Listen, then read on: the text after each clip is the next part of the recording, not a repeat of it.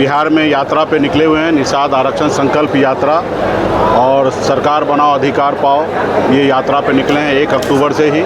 पूरे बिहार में 38 जिला में रात्रि विश्राम है और ये यात्रा जो है 2 अक्टूबर 2025 तक चलने वाली है। पूरे 1 साल का यात्रा है। ये 3 चरण में यात्रा है। पहले चरण में रात्रि विश्राम करके पार्टी कैडर को मजबूत करना और उसके बाद का कार्यकर्ता सम्मेलन करना और उसके बाद निषाद सम्मेलन करना। 3 चरण में है और 1 साल तक ये यात्रा चलते रहेगा। और हमारा मानना है कि सरकार बना के अपने अधिकार लेना है। हमारी लड़ाई है निषाद समाज को आरक्षण जब दिल्ली में है, जब बंगाल में है, तो बिहार में क्यों नहीं, इसके लिए हम लोग लड़ाई लड़ रहे हैं। और आपने अभी पार्टी दल हमने बना लिया है, मजबूती से इंडिया गठबंधन के साथ है। तो निश्चित तौर पे हम लोग ऐसी लड़ाई लड़ेंगे कि अगला सरकार हम बनाएंगे और जब सरकार बनेगा तो निश्चित तौर पर उस पर गरीब, पिछड़ा, दलित हर लोगों का आवाज़ होगा। क्योंकि हम लोग लालू प्रसाद आदरणीय लालू प्रसाद यादव जी के विचारधारा को लेके चलने वाले लोग हैं। हम लोग जिसको कहीं पे मौका नहीं मिलता उनको उठाकर कुर्सी पे बैठाने वाले लोग हैं। हर जाति वर्ग को सम्मान देने वाले लोग हैं। हम किसी के साथ ईर्ष्या रखने वाले जाति धर्म के लोग नहीं हैं। हम किसी को पीछे करने वाले लोग नहीं हैं। हम अपना हक अधिकार हमें चाहिए और दूसरे का भी हक अधिकार उनको देना हमारा कर्तव्य और फर्ज बनता है। तो इसके लिए पार्टी को मजबूत करने के लिए उतरे हुए हैं मैदान में, ताकि अगली सरकार बने। तेजस्वी प्रसाद यादव जी के नेतृत्व में बिहार में सरकार हम बनाएं, उसमें निषाद का बेटा डिप्टी सीएम हो, सरकार में हमारे भागीदारी हो, सरकार में हिस्सेदारी हो और सरकार में भारत के संविधान के दायरे में रहकर हर लोगों के लिए न्याय करे।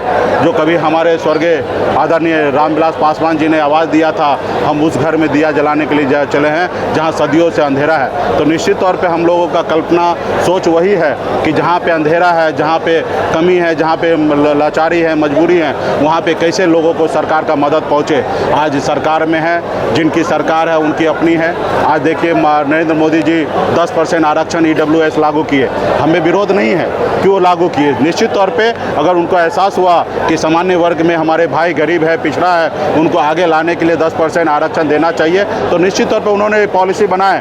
लेकिन वो और भी देखने की आवश्यकता है। बहुत सारे जाति धर्म के लोग जो हैं वो बहुत पीछे रह गया है। आज निषाद समाज जैसे लोग पीछे रह गया। आज सरकार का पॉलिसी हमारे प्रति भी होना चाहिए कि निषाद का भी आरक्षण दे। लेकिन आज हम कई सालों से लड़ाई लड़ रहे हैं, लेकिन हमारा सुनने वाला कोई नहीं है। तो ये कब होगा? जब हमारी अपनी सरकार होगा, हमारे विचारधारा की सरकार होगा, हमारे सहयोग से सरकार होगा, तो निश्चित तौर पे भारत के संविधान में के दायरे में रहकर हम आरक्षण लागू करेंगे।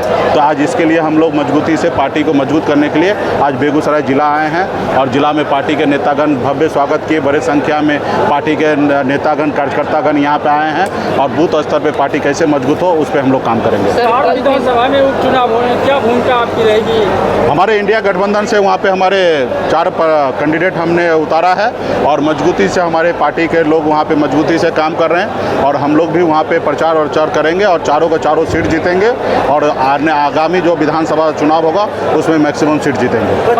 प्रशांत किशोर भी इस चुनाव में अपना उम्मीदवार ने यहाँ 2 उम्मीदवार को बदला भी गया है, कितना फैक्टर होता है? देखिए, उम्मीदवार जी को बदले हैं और कहते हैं हम रणनीतिकार हैं। उनको ये भी नहीं पता है कि राज्य का वोटर जो है वो राज्य में चुनाव लड़ेंगे।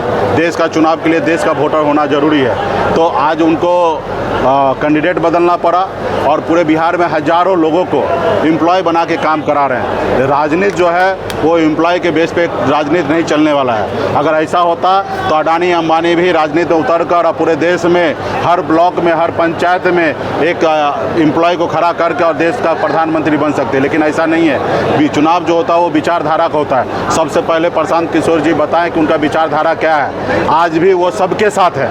आज कांग्रेस के साथ भी हैं, कह रहे हैं लेफ्ट के साथ भी हैं, वो भारतीय जनता पार्टी के साथ भी है। आज महाराष्ट्र में चुनाव है, वहाँ पे भी उनका देख रेख है। 2024 में चुनाव है, आपने देखा कि किस तरीके से पूरा मीडिया में जाकर बीजेपी के लिए फील्डिंग किए थे।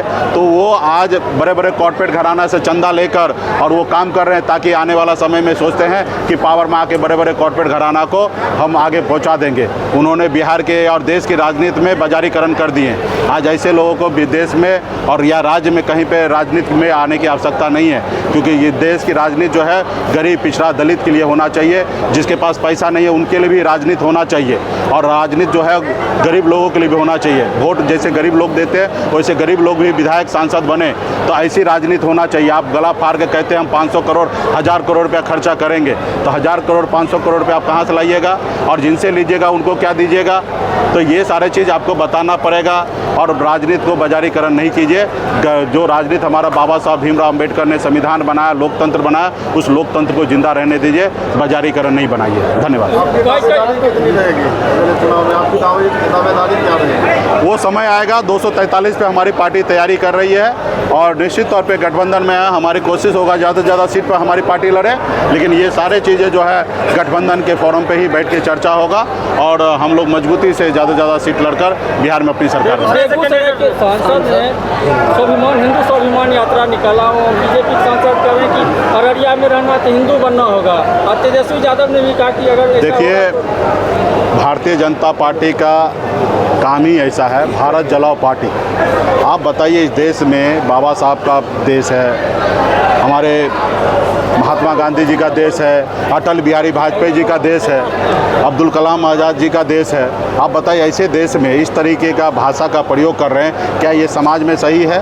और एक पार्टी का बड़ा नेता, देश का मंत्री, और वो ऐसे एक जाति एक धर्म के लिए अगर इस तरीके से नफ़रत फैलाए तो ये देश के लिए सही नहीं है। तो ये लोग नफ़रत की राजनीति करते हैं।